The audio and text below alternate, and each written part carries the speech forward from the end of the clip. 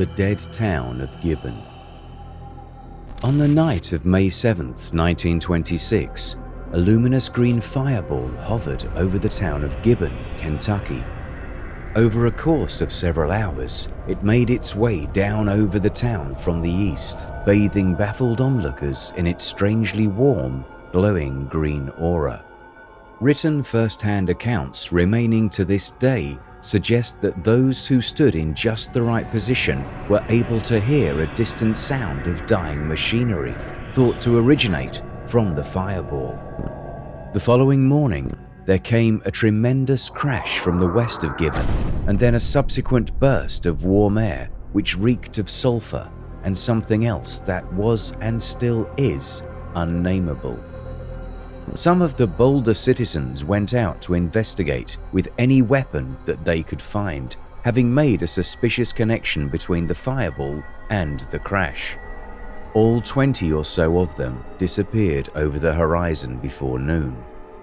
Not one of them returned. Days later, their charred black bodies were found by a group of searchers. They were oddly arranged in a circular formation on a barren patch of land surrounded by blackened grass. Soon thereafter, those townsfolk who first saw the fireball began to display alarming symptoms. They began to develop incurable burn-like rashes, throbbing pustules of abnormal size, location, and coloration. They also experienced hair loss and severe skin damage.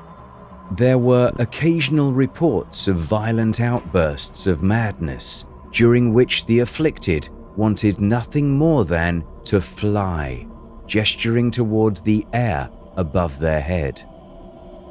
The ones with these ghastly symptoms soon began to die off.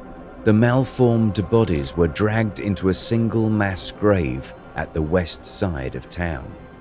The sight of them was horrific, and many grieving family members could not bear to see their loved ones in such a state, and before they were buried, they left town.